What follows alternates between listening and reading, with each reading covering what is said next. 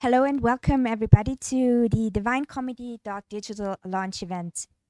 First and foremost, I would like to thank you all very much for connecting, because especially during these times of endless video conferences, I know that time is a precious commodity. So thank you very much, and we will try our best to make the next 90 minutes worth your while. My name is Nina. I am the Sales and Marketing Director of the Visual Agency, and I will be the host for the next 1.5 hours. With me in the studio is our creative director, Matteo Bonera, who will Hi, then everyone. later on give you a walk through the application. Just one housekeeping thing to say. We have opted to provide you with subtitles because we are all not native English speakers, besides one person. So we have all different accents. So as you may have realized now, that the software is not flawless, but we hope still it will give you some sort of assistance. So today we are going to talk about digital humanities. We are going to talk about Dante, and we are going to talk about the two topics merged together, presenting you the Visual Agency's Digital Humanities project, DivineComedy.digital. And we are going to do so with three really very special guests. Our first guest will be Professor Jeffrey Schnapp. He is founder and faculty director of the Harvard Meta Lab. He is faculty co-director of the Berkman Klein Center for Internet and Society at Harvard University, and he's also chief visionary officer at Piaggio Fast Forward, a subsidiary of the famous Milan-based Piaggio Group. He really is the leading figure and pioneer when it comes to digital humanities. And as a cultural historian and an expert in Romance, languages, and medieval studies, there's really no better person than him talking about Dante in digital format. I think you can all guess how proud we are to be able to welcome him today as our speaker. The same applies to Professor Ciuccarelli. He's the director of the Center of Design at Northeastern University in Boston, and he's also the founder of the Density Design Research Laboratory of Milan Politecnico. He is an internationally renowned expert and a leading figure in both data visualization and information design. I think it is fair to say that with those two heavyweights, you're in for 90 minutes of inspirational talks.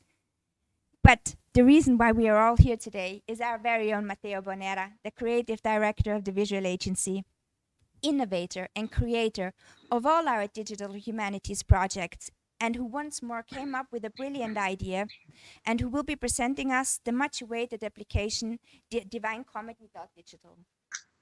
Before welcoming now Professor Schnapp as our first speaker, let me quickly set the stage for you. Hold on. I went too far. Here we go. After Leonardo da Vinci and Raphael, two famous Renaissance artists, the Visual Agency has set eyes on Dante Alighieri. He is, for our new digital humanities project. Dante is undoubtedly Italy's most famous poet. His Divina Commedia is considered one of the most influential works in Italian, but also world literature. Especially because he has not written the Divina Commedia in Latin, but he has written in the back then dialect of Florence's spoken language. So up until now, he is influencing Italian modern language. We all know that Italians and all the Italians that know the Divina Commedia, and they have shed blood, sweat, and tears studying the Divine Comedy. Because it is surely one of the single most important artifacts of Italian culture. Therefore, and because this year we are marking the 700th anniversary of Dante Alighieri's death, the Visual Agency has decided to create a digital humanities project redefining access to an ecosystem of art that has been inspired by this great poem. But what are digital humanities? Truth is, it's such a fast-paced, developing and ever-changing area that it is really difficult to stick a label on it. However, to bring us all on the same page, it can be said that digital humanities refer to transdisciplinary, collaborative, scholarly activity on the intersection of computing and human science. Digital humanities explore spaces for knowledge distribution that go beyond books. And to say it in Professor Schnapp's words, Digital humanities is defined by the opportunities and challenges that arise from the conjunction of the term digital with the term humanities to form a new collective singular. The opportunities include redrawing the boundary lines among the humanities, the social sciences, the arts, and the natural sciences, expanding the audience and social impact of scholarship in human science. And with these words, I am delighted to welcome our guest, Professor Schnapp, founder and faculty director of MetaLab at Harvard, faculty co-director of the Berkman Klein Center for Internet and Society at Harvard University, and chief visionary officer at Piaggio Fast Forward. Welcome, Professor Schnapp. The stage is yours. Thank you very much, Nina. Thank you very much, Nina, and thank you everybody who's participating in this event. As Nina alluded to in her introduction, we are celebrating during the current year the 700-year anniversary of Dante's death in 1321. And the comedy, the Commedia, was written roughly between 1305, which is the beginning of Dante's period of exile, and 1321, the time of his death. As far as we can tell, he completed it very close to the time of his death. So it's a literary text that was written during a period of exilic wanderings, and certainly the fact of its composition would lead you to believe that maybe it's a text that shows many of the stresses and the kind of challenges that exile presented through irregularities, errors, maybe even variations in the poetic project, but that is not the case. What's extraordinary about it as a work of the poetic imagination is the incredible rigor and coherence of the poem as almost a kind of system.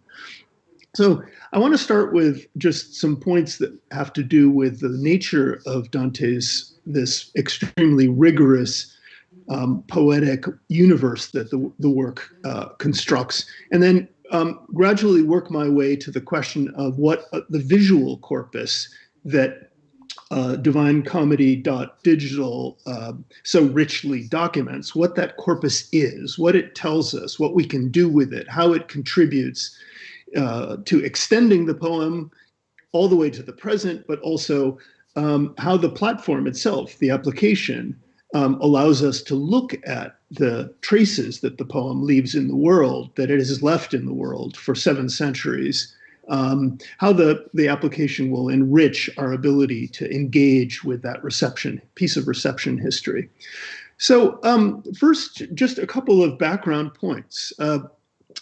Titles in the Middle Ages are very typically fairly loose and flexible, and that is also the case of Dante's Divine Comedy. We refer to the work as Divine Comedy, but probably the proper title is Commedia, which is how Dante would have pronounced the word comedy in Greek. He didn't know Greek, so he had only some approximate notions of the use of Greek words. But within the course of the comedy, Dante also refers to his poem in a number of other ways. He calls it, for example, a poema sacro, a sacred poem. The question of how the comedy, the commedia, or the poema sacro became the Divine Comedy is maybe an important starting point, because it's in the title of the application that we're celebrating the launch of today. So the adjective divine was first attributed to the poem by no less than Giovanni Boccaccio, one of the first and most significant readers of Dante's poem, and also the author of a treatise on the poem, as well as a commentary, the Trattatello in laude di Dante, the treatise in praise of Dante, a kind of biography of Dante, which was written sometime in the middle of the 14th century, probably around 1358, 1359. So Boccaccio had already suggested that this was a vernacular poem, a poem written in the modern Italian language, not in Latin, not in vulgar Latin, not in scholastic Latin, but in what we call today Italian, based on the Florentine and Tuscan dialects that Dante was familiar with. But it took several centuries before the adjective divina stuck to the word commedia or commedia. And it's really in the edition of Ludovico Dolce from 1555 that for the first time we start to see the poem referred to as the Divina Commedia. It becomes the work that is here celebrated in the title of the application. So as I hinted at before, what's really distinctive, if not entirely unique with respect to Dante's Commedia, to Dante's comedy, is the exceptional rigor, precision, complexity, and realism of Dante's portrait, not of our world, but of the afterlife. Now, other great poets of the Middle Ages, as well as of antiquity, had written dream visions, which transported their readers to the realm of the dead, to the afterlife, to the state of souls after the end of time.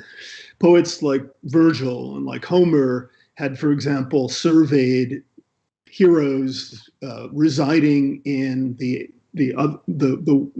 world of the dead in Elysium, and certainly those visions of journeys to the afterlife were very much part of the great poetic tradition that Dante built upon. But no poet until Dante had ever meticulously crafted a complete and compelling account, portrait, if you like, map of how God's divine plan corresponded with a systematically structured architecture of the other world, of the afterlife, an architecture of punishment in the case of the Inferno, of re-education in the case of the Purgatorio, and of salvation, of beatitude in the case of the Paradiso. So everything in this work of the imagination forms a system. That system is built around the number 3 and around a whole set of numbers that remind us that this is almost like a kind of computational artifact or a mathematical artifact, despite the fact that it's a work of poetry and a work of the imagination and a story.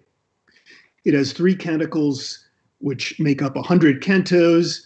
It's written in a verse form called terza rima, where the tercets are hendecasyllabic, which is 11 syllables, which means that each tercet is 33 syllables. The rhyme words have architectures and patterns that Dante plays upon, and each of the 3 canticles, the cantiche, ends with a single word, the same word, stars, stelle. So all of this to point to the fact that if there was ever a work of the poetic imagination that already was developed and designed to operate as a kind of systemic structure, it certainly is the comedy. It has this incredible rigor in the way that it's structured. And in the medieval textual system, works that are authoritative, works that have power, works that are important, typically are works that are understood as being worthy and requiring commentary. In other words, the addition of layers of meaning subsequent readers, whether those additions take the form of interlinear glosses, of marginalia, of line-by-line commentaries, of more extensive kinds of forms of interpretation. And in medieval textual tradition, works that rise to this standard are, of course, sacred works like the Bible, but they also include secular works like the writings of Aristotle or works by great poets like Virgil, Lucan, Horace, and Ovid. So these works typically circulated, surrounded by a thick halo of annotations, sometimes accompanied even by an apparatus, structural diagrams, illustrations, and so forth. Now, until the time of the Commedia, there's almost no case of a vernacular text, not a Latin or Greek text, but a vernacular text that was ever treated in this way. But from the minute that the Commedia was completed and begins to circulate, it has assembled around it in all of the medieval codices, manuscripts that document its early history, but then in its subsequent print editions, we see the rise of precisely this kind of apparatus of annotations, from glosses to line-by-line comments to full extensive interpretations of passages, scenes, and the poem itself. And this tradition begins with Dante's own sons, Jacopo Alighieri, is the author of the very first commentary from 1322, roughly. Pietro Alighieri, roughly around 1340. I already mentioned Giovanni Boccaccio. And this commentary tradition continues with nearly 100 line-by-line commentaries from the time of Dante's death to the present, and includes a who's who of intellectual figures of the Renaissance, of the Baroque period, and of the modern period, including, for example, the poet Torquato Tasso, who wrote annotations on Dante, the American poet Henry Wadsworth Longfellow in the mid to end of the 19th century, John Ruskin, associated with the arts and crafts movement, all the way down to the recently deceased Robert Hollander, the American translator and Dante scholar. So these verbal modes of explanation are a very powerful part of this tradition of reception of Dante's text. But what's important to underscore is that they represent just the tip of the iceberg, because right from the start, the comedy also gives rise to an extraordinarily prolific world of visual imaginings. And these are the modes of interpretation and commentary that are so richly documented in the application that we're talking about today, the visual agencies, DivineComedy.digital. So I want to say a few things about that visual corpus, because it is part of that interpretive corpus that I was just describing. First of all, it begins with illuminated codices, manuscripts of the comedy that confirm its consecration as one of the first vernacular masterpieces that has risen to the status of authority of the great texts from classical antiquity and sacred texts. And there are some absolute masterpieces within these early illuminated codices that are included in this corpus. But it doesn't just stop there. It extends into hundreds of edition cycles that the poem underwent from the time of Gutenberg, in other words, when we make the transition from the manuscript tradition to the print tradition, to the end of the 18th century. Many of these editions are also fully illustrated. And of course, that tradition continues in the era of industrial print from the 19th and 20th centuries, with editions that famously shaped the experience of readers of the poem, like the illustrated edition of Gustave Doré, for example. But Gustave Doré is just one of many, many artists who was engaged in interpreting Dante's poem, whether in the form of paintings in the case of Doré, or in the form of the engravings that accompany his edition. And I should add that it doesn't just end with illustrations. Beyond illustrations, we also have what I would call inspirations. In other words, works of the visual imagination that build on Dante's world, that build on Dante's poem, and that extend this corpus even further. And that's only part of the story. Right from the beginning of the tradition of visual imaginings around Dante's poem, we also encounter the rise of readers' aids in the forms of maps that attempt to help readers to hold in their minds the complexities of the topography of Dante's afterworld, diagrams that expose the logic of the afterlife from the Aristotelian schemes, for example, that organize the structure of sins and virtues on a scale of relative levity to relative gravity. We also find historiated initials that introduce the content of given cantos, and a whole swarm of other accompaniments. I mention all of this background because all of this suggests that to visualize the commedia, the comedy, is to perform an action that, even if its focus is on the poem's afterlife, its reception, its impact on the imagination of generations of artists, to visualize it is already to be working within the logic of the poem itself. In other words, the poem constantly is challenging its readers to see, to imagine. And it's this invitation that artists have taken up, as well as verbal interpreters, over the course of its history. So to see the comedy is to read the comedy in a form. And for medieval culture as a whole, there was very little distinction between the visual and the verbal realms. That distinction is one that we inherited from the 19th century in particular. So I wanted to underscore that point because I think it's an important point. And in sort of concluding here, I want to talk a little bit more, move a little bit more towards the proper realms of graphic design and interaction features of the platform whose launch we are inaugurating, because there I think there's an important additional point, which I'm sure that my friend and colleague Paolo Ciuccarelli will pick up on. And that broader question is, what kind of value does the visualization of this corpus of adaptations and interpretations, of visual interpretations, add to the practice and the process of reading a poem like the comedy? In other words, what can you do as a reader with a visualization portal that contributes to your understanding differently? What value does it add?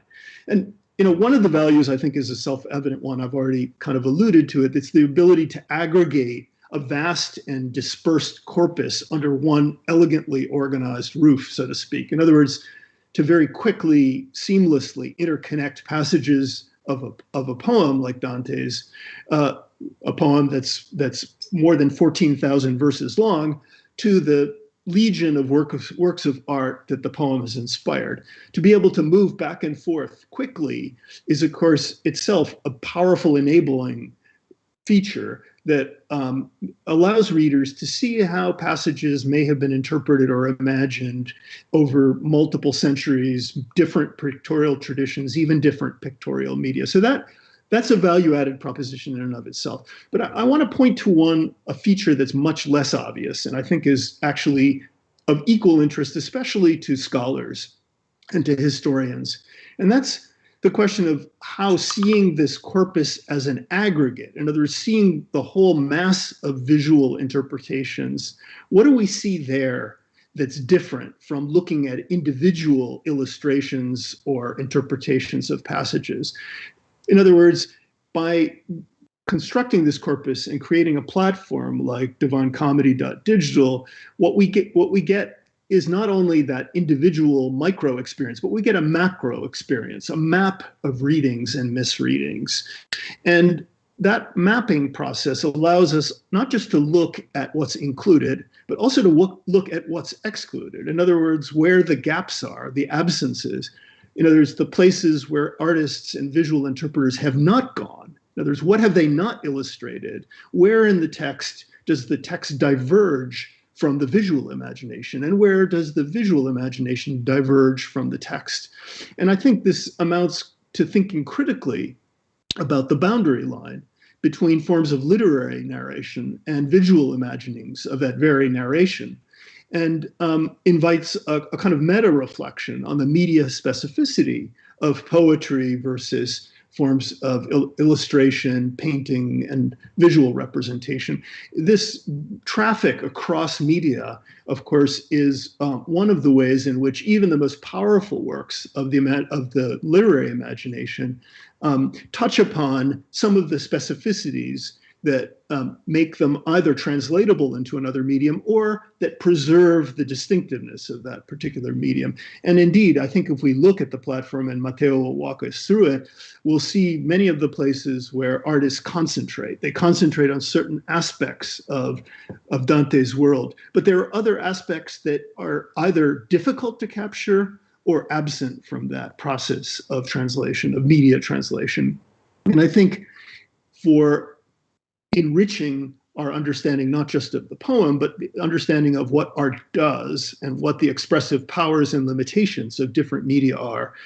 There's nothing more valuable than engaging in this kind of cross-media reflection that's both critical and historical. And I'm going to stop at that point, and we'll rejoin you in my conversation with Nina and with Paolo. Fantastic. Thank you so much, Professor Schnapp. Thank you also for giving us these invaluable insights showing how the Divine Comedy can benefit from the digital humanities and from pointing out and collecting the visuals and giving people the opportunity to not only read the Divine Comedy, but also experience the comedy through visuals.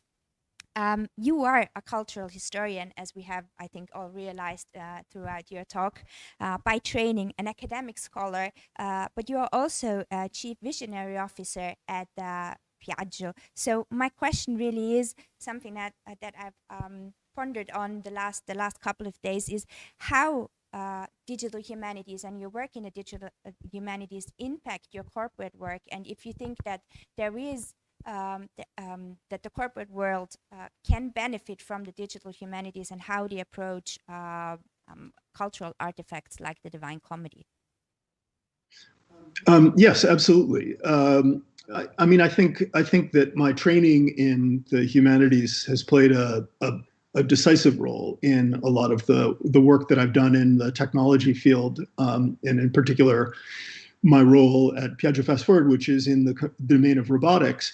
And I would say that one of the things that a deep and sustained engagement with works of the imagination brings to you as a designer or as a technologist is a deep appreciation for complexity, and also a deep appreciation for human factors, what is often referred to as human factors in the design process or in engineering.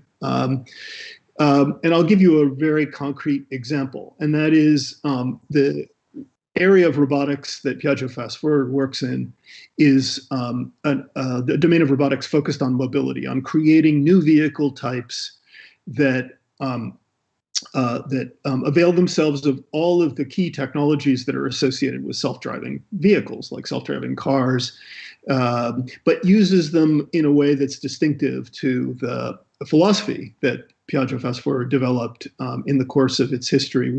We initiated in 2015 and have launched our first product about a year ago, which is the robotic transporter carrier Gita. Gita, as the Italian speakers in the audience will know, means a pleasure trip. And at Piaggio Fast Forward, our conviction was that rather than trying to solve the challenges of mobility in the 21st century by creating yet another vehicle that substitutes for human mobility, the mobility of a vehicle, that maybe the greater and the more interesting challenge was how to enhance human mobility, how to allow people to move more, not to move less, not to become passengers, but to become the protagonists of the world that mobility opens up to them. And of course, the most venerable, deeply rooted form of mobility that's wired into our very bodies is walking. So when we first started tackling the challenges of developing a vehicle for 21st century mobility, we early on settled upon the notion of developing a new category of vehicles that are follow-me robots, basically, that are robotic vehicles that use all of those same sensing and computational technologies that a self-driving car does, but in the service of making people walk more, not less. Now that sounds fairly straightforward. You create a vehicle that somehow knows how to follow people. But when you start to analyze walking, what you discover, and this is where the humanistic insights start to kick in, that walking is an incredibly complex operation. It requires incredibly refined navigational skills, cognitive skills, adaptive skills, social sensing skills. You don't just engineer that into a robot. You have to engage in forms of research that are very similar to the kind of nuanced, complex forms of interpretive engagement that understanding a work of art or a work of the imagination involves. And at the core of that complexity is that a purely functional account of how you get from point X to point Y often turns out to be the least viable solution to a mobility problem. And the reason for that is that precisely are these human factors that have to do with what is socially acceptable versus functionally acceptable, for example, that distinction. So in short, an appreciation for complexity, for human factors, and for the ways in which technological artifacts, in order to be successful, need to, in a sense, be programmed not just to perform a task, but also, in a sense, to understand rules that are often complex and subtle and unarticulated rules, like the rules of pedestrian politesse and like how do you walk on a sidewalk without getting in the way or being a nuisance. It's those factors that I think the humanities bring to design processes that are particularly rich and make for better technologies as well. Thank you very much, Professor. That was Thank you very much, Professor. That was really very interesting, and I'm sure that everyone, not only in this room but also at your screens, you are agreeing with me that we would love to interrogate further. But also, I'm dealing with the complexity of time. So unfortunately, I have to push forward, and it is a great pleasure to introduce now to our second speaker, Professor Ciuccarelli, who is the director of the Center of Design at the Northeastern University in Boston. And he is one of the leading figures in the areas of data visualization, information design, and I'm very curious to hear what he will be sharing with us today. Thank you, Professor.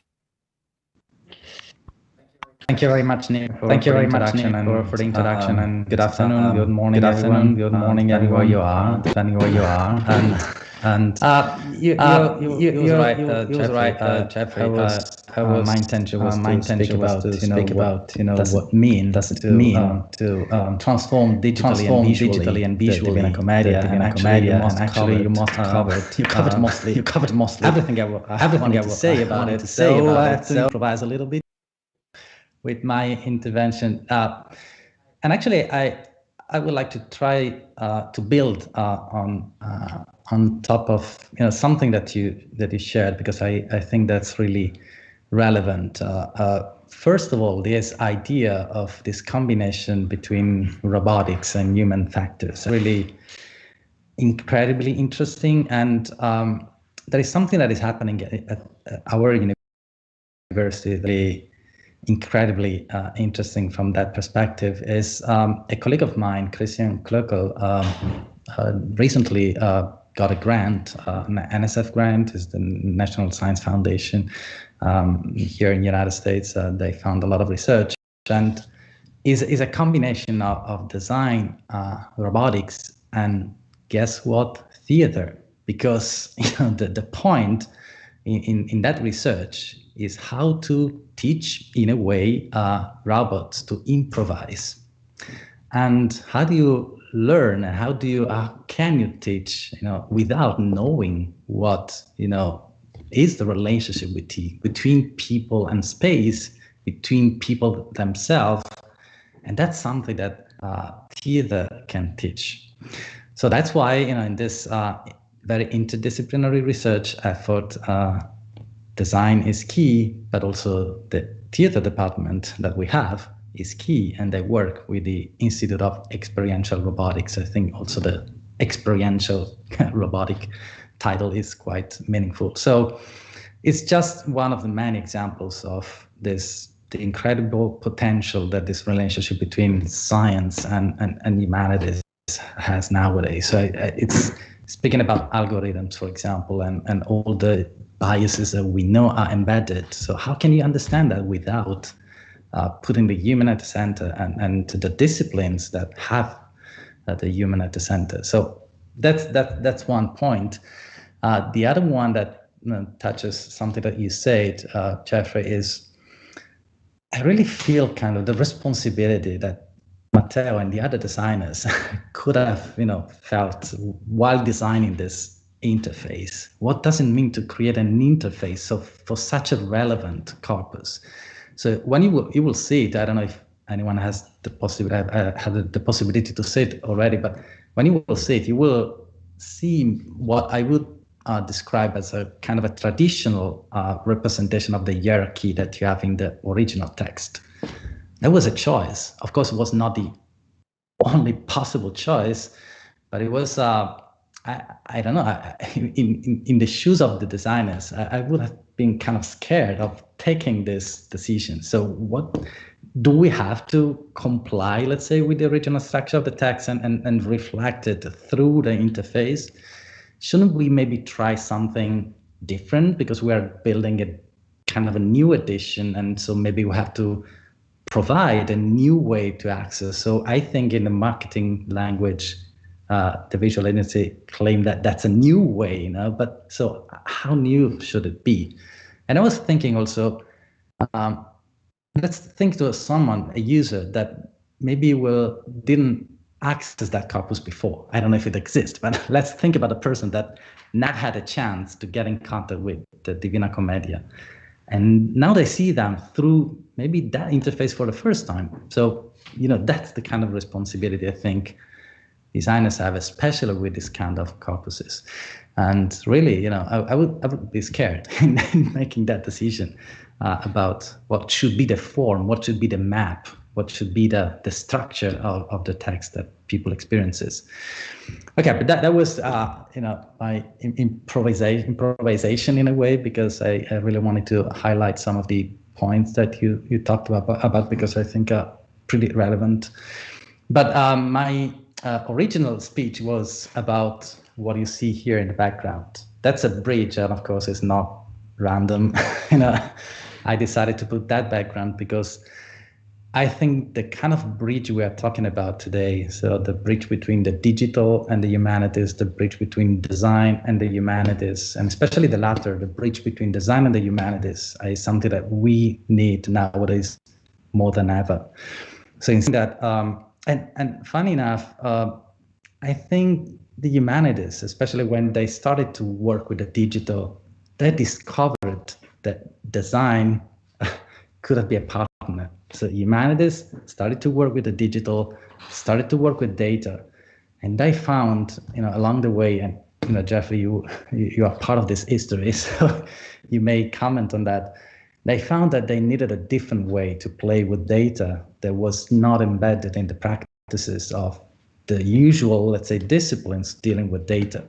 So I remember when we first met digital humanists, this species of researchers.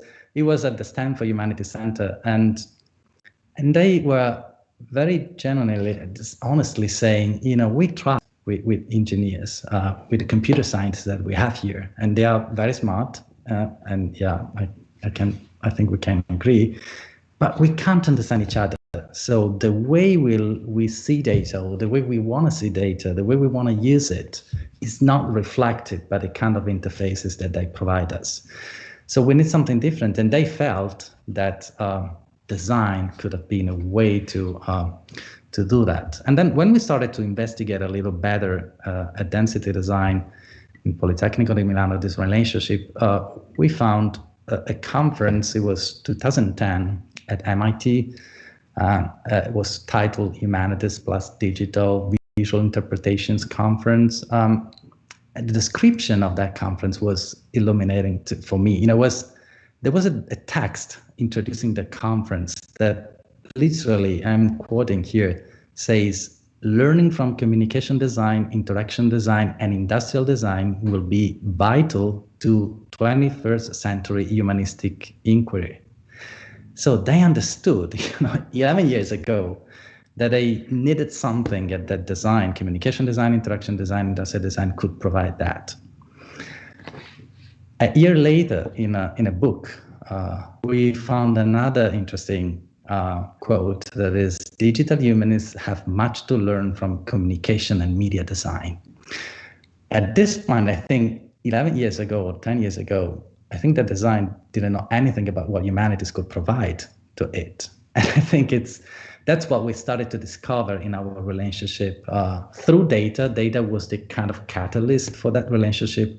Through data, we really discovered, I think, through times, what digital humanities, what humanities can do for design, even, especially I would say when we deal with data, such a kind of abstract material.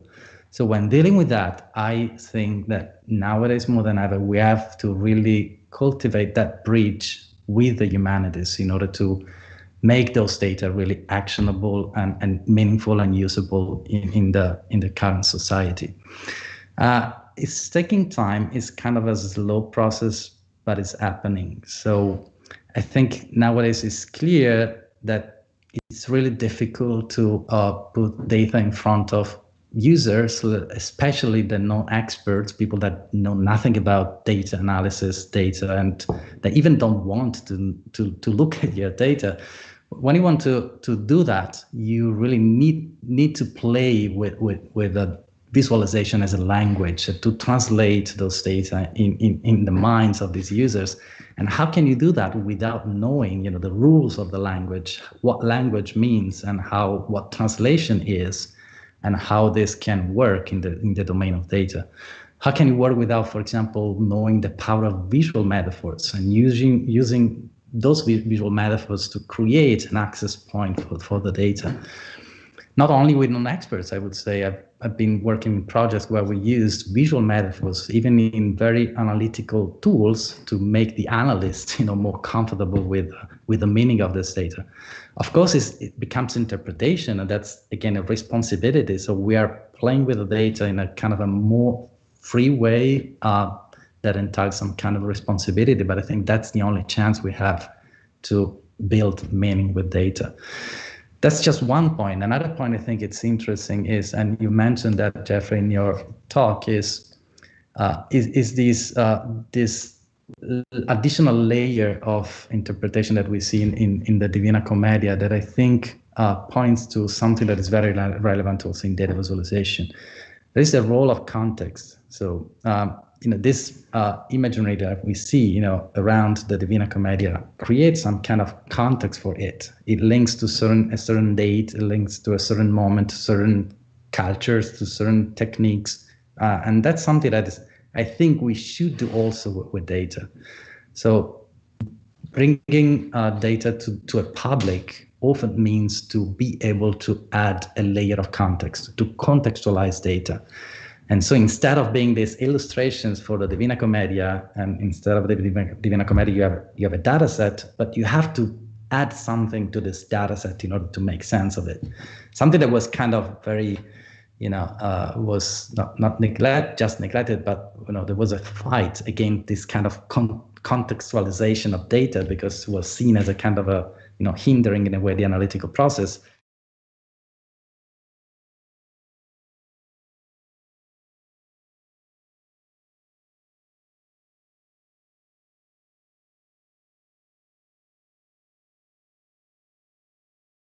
And that's something, even textual annotations, what would be an infographics on the New York Times without those little, very cleverly crafted, textual annotations that you can see that makes help you making sense of the data.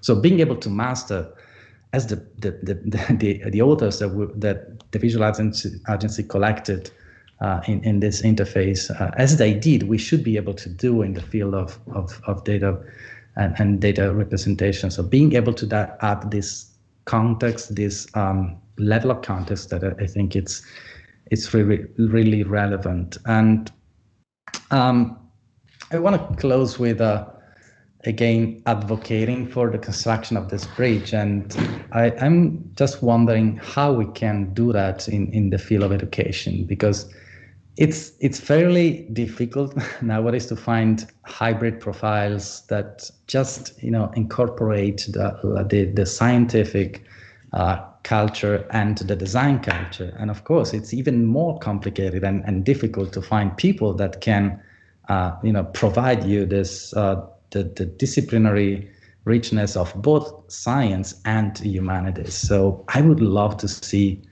people with a kind of a humanistic background playing with data in a design agency. I don't know what the visual agency think about the possibility of hiring someone like that, but I think it would be really beneficial, and it really would increase our capacity as designers to create meaningful representations of data. I will stop now. I'm also very keen of time, and Nina, back to you.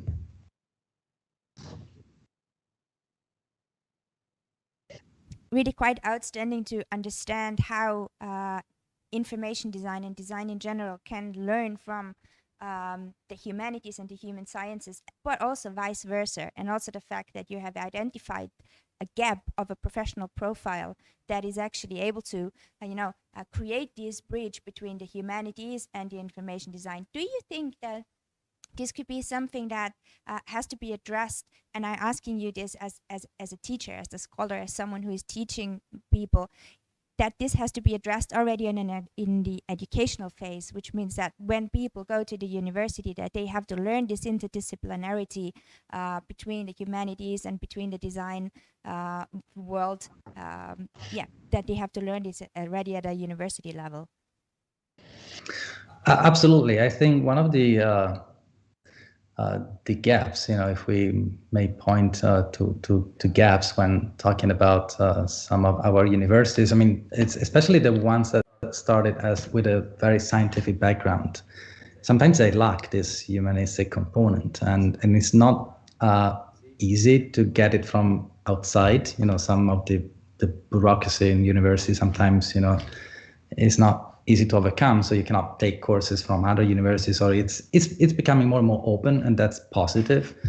But it's this sometimes you have this lack of humanities that cannot be complemented with the scientific background, and so that's what I found very interesting here in Northeastern. So the college where I am, it's the College of Art, Media, and Design, has design, of course, and architecture, but also theater and music. And, I'm working on data sonification nowadays, and how can I do that? Or how better can I do that when I have experts on sound and music, on the door close to mine, and we can talk about it and maybe experimenting together. So this kind of close relationship, I think it's important. Proximity, even in space, being able, it's funny to talk about space nowadays, but having this strict connection, I think, can really improve the capacity we have to innovate. So yeah, maybe might be a suggestion for universities that started with a very solid scientific background to incorporate that, or to facilitate students when they want to have that and they cannot find it within the university. That was again really interesting. I know that we have a lot of registrations from people who are working in the world of university. So maybe anyone is there, or I'm sure some people are going to pick up on what we just discussed. It's also a really perfect segue into the final part of today's event, which is the much-awaited presentation of DivineComedy.digital by Matteo. But before that, I would say just as an introduction, also for us here at the Visual Agency, it was a great and long journey of collaboration internally here at the Visual Agency, but also externally with human scientists that have helped us to really dive into the Divine Comedy. But I don't want to steal Matteo's thunder, so I'm handing over to Matteo right now, who is going to talk to you about our digital humanities project, DivineComedy.digital. Thank you, Matteo. Thank you, Nina, and thanks to our guest, Jeffrey Schnapp and Paolo Ciuccarelli, and all the team that worked to this virtual launching event. We're finally entering the last part of the presentation, and I'm Matteo, the creative director of the Visual Agency, and I'm guiding you through this hell of a project, literally, this virtual tour to the application, let's call it like that. In doing this, I'm going to focus on the values that have guided us in designing it, and what these guiding principles mean in the digital humanity panorama. During the last years, the Visual Agencies have been involved in a couple of digital humanities projects. One dedicated to Leonardo da Vinci's Codex Atlanticus back in 2019, and the second dedicated to the digital collection of Raffaello Sanzio's artworks in 2020. Now, in 2021, the Visual Agency wants to celebrate the 700th anniversary of the death of Dante Alighieri. As already said, the most influential Italian poet of all time. The first question was how to celebrate Dante's legacy with something unique. This was one of the initial questions to be answered. We initially started with a benchmark research, and we found that the internet and the app market is full of application about Divine Comedy. Despite the fact that we all know that the pleasure of reading a book physically, we felt overwhelmed by countless digital application about the text of the Divine Comedy. Furthermore, while reading a book, we know the experience and the importance of illustrations along the text.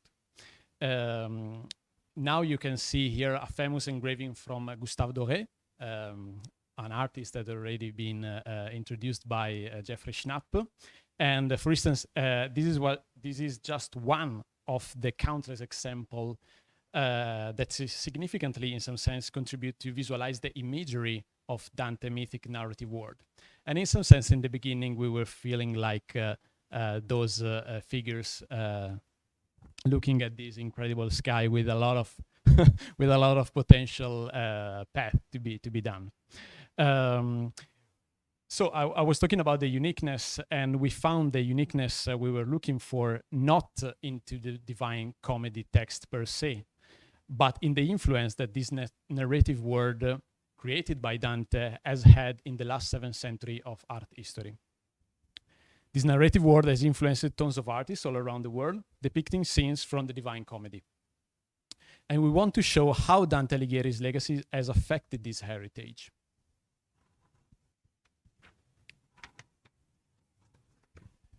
Furthermore, we want to democratize the cultural heritage and to make all this content easily accessible for everyone. In order to do this, we enable people to browse this interpretation directly to the comedy's plot. As we already said, not all of us are really into the structure of the settings of Inferno, Purgatorio, and Paradiso. And that's why for each circle, terrace, or sphere, we took a step further and divided each canto into scenes, like in a real movie screenplay. This is very connected to the interpretation, in some sense, and improvisation that it was introduced by Paolo Ciuccarelli before, and this theater part, let's say. Therefore, each artwork has been connected to the scene it represents. This visualization that you see here doesn't provide only a mere representation of the plot. In this sense, is sized by the number of verses that describe each part, but also behaves as an interactive menu to access the collection and let everyone dive deep into the plot and find the artwork they're looking for. By clicking on a scene title, the user enters the related gallery. We want to create what I call it a slow surfing experience for the visitors. That's why each gallery is paired to the audiobook that reads the specific verses of that very scene. We let people take their time, and we want them to do it, and to take the time to explore the gallery, enter the artwork page to see further information, and find the link to the original source. Visitors can also jump to related artworks from the same artist, or surf the galleries by following the fabula of the Divine Comedy. Back to the navigation menu, you can also size each part proportionally to the number of artworks that depict that scene. Just to satisfy the curiosity of our listeners, the most represented scene in the whole comedy is that one dedicated to the lustful lovers Paolo and Francesca. Pretty obvious. Speaking about the whole collection inside the application, the current release counts more than 1,000 artworks from 90 authors and 70 museums, or archives, galleries, or archive. The current release of the application does not claim to offer a comprehensive collection of all the existing artworks about Dante's Divine Comedy. That would probably take years. Therefore, we allow people to contribute to this cataloging by suggesting artworks that aren't present to this ever-growing collection. So last but not the least, this project has been made possible by a great team. A special thanks goes to Anna Bardazzi, who has collected and cataloged all the artworks present in the application today. But please share your appreciation to her and to the visual agency team.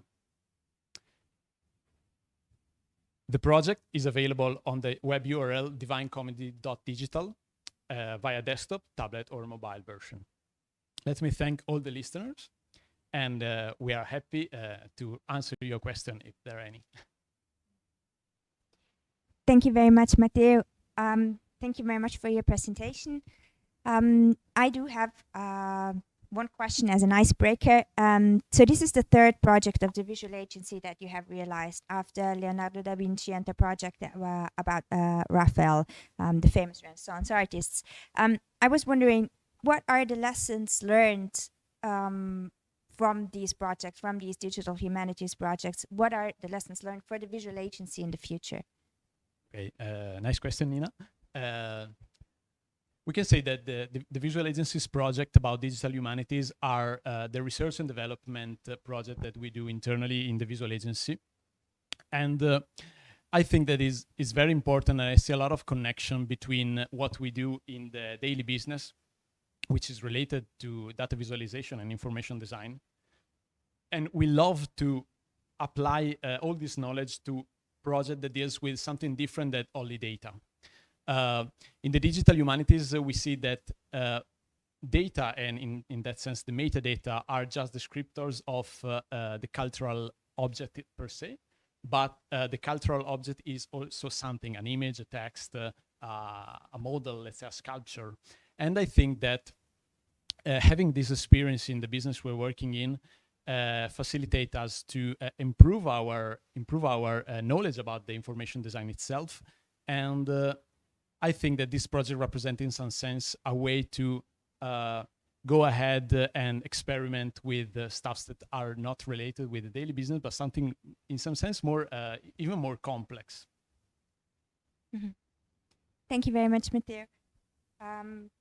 Some questions from the audience. I have a question. So, what are the next steps for this project? I know that it is not final, that it is designed to grow. So I'm really interested in what do you think are the immediate next steps for this, for DivineComedy.digital? Probably the very next step is working on the missing parts that are already pointed out by Jeffrey Schnapp. In some sense, the application allows you to understand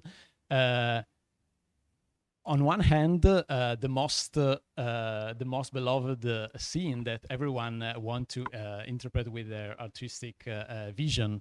But on the other hand, there's a lot of missing artwork at the moment in the application. We've been able to find more than 1,000, as already said.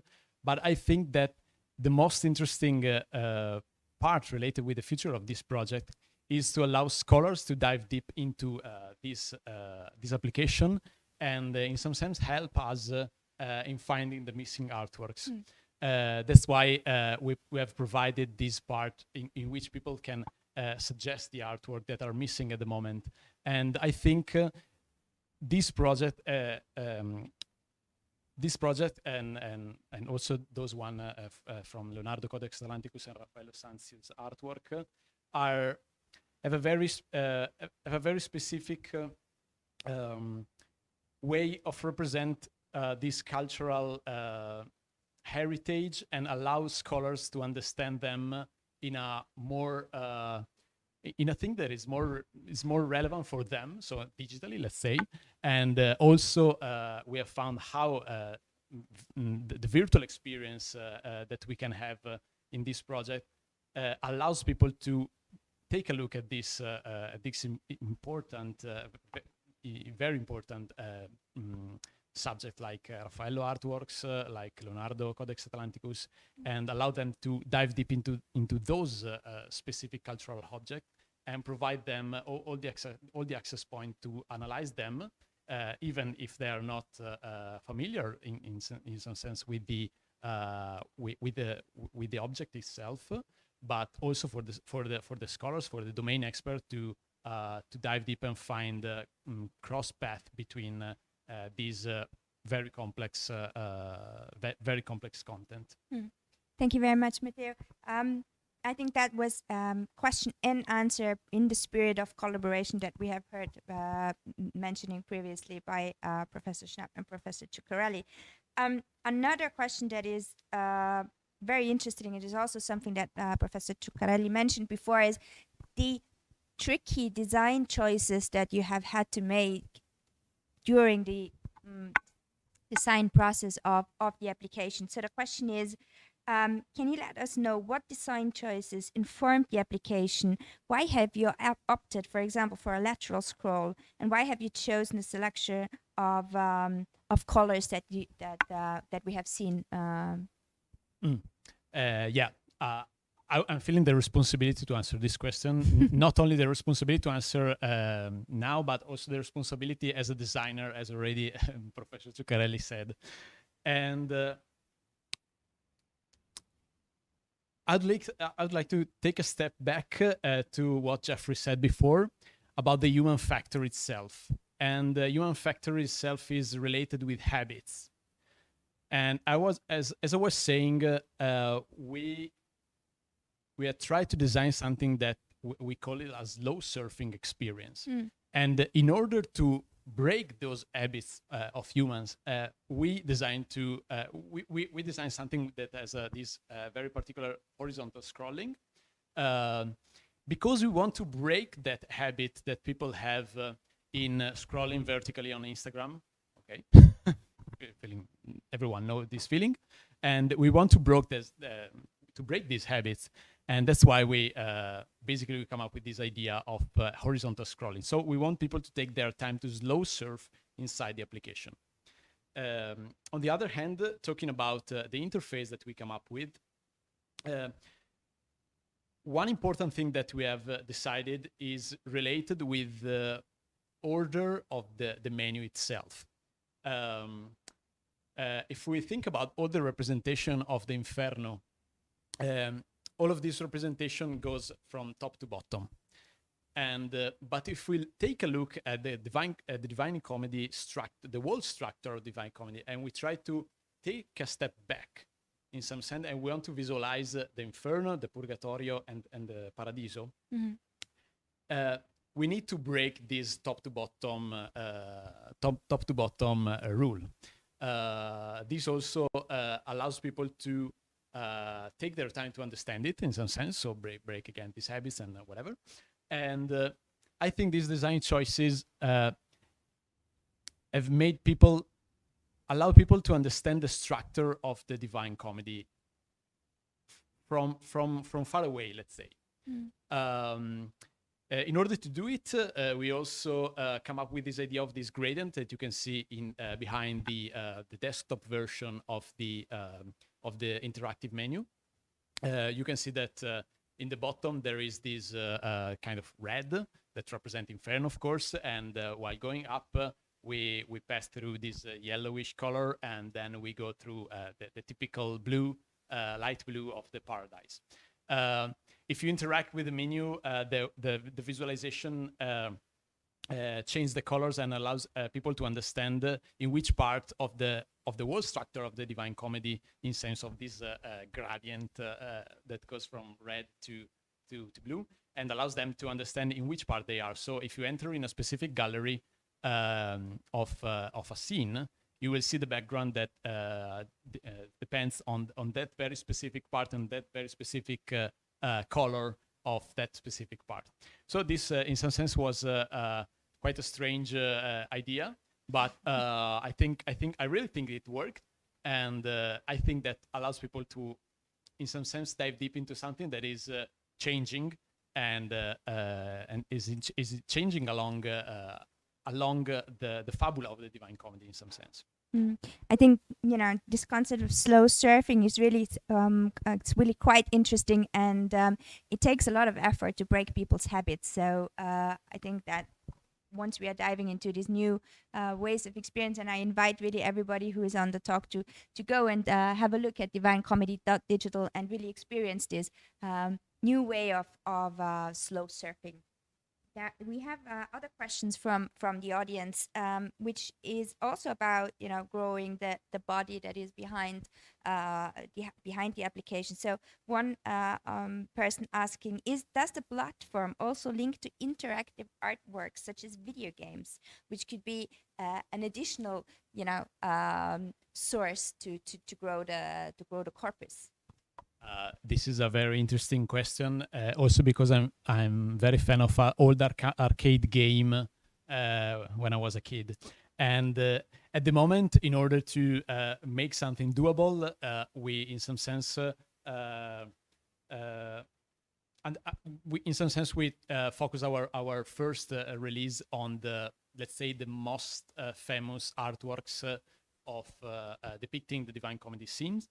But I think that this wall structure and wall interactive menu and gallery could allow to host different kind of services. Not only the game, let's say, the video games, but also, for instance, there's a lot of interactive projects already. There are a lot of interpretation that, so for instance, from the last century, that we haven't been able to put inside the application at the moment. But I think that this is a good suggestion from the audience to focus also on the video games in some sense. Yeah. There are a lot of questions. So another question is, and which I find is really interesting, is during the process of designing the application, have you been comfortable with the limits of current technology in terms of experience, immersion, engagement? In some sense, yes. I felt personally, I felt a lot of struggle with the existing application, which the existing application of the Divine Comedy, the other application, which in some sense have their own technological way to let people dive into their content, and our application, by these design choices that I already explained, has the same feeling in some sense. What we try to do with our application is to at least let people imagine the scene depicted by famous artists in some sense. And while you're listening to the voice of the audiobook that let's say paired and accompanying the visitor along the gallery, I think that we have tried in some sense, or at least with the technology that we have today, to make them experience the feeling that you have when you're reading a book. When you're physically reading a book, you're imagining the scenes by your own imagination, let's say. And but for instance, when you see the movie of the same book, you're feeling a little bit disturbed in some sense, because maybe you have imagined the characters in another way or whatever. In the other hand, when you see a movie, in some sense, you see the character that are interpreted by the actors. And if you read the book after seeing the movie, you will definitely imagine I don't know, Harry Potter as the actual actor of Harry Potter.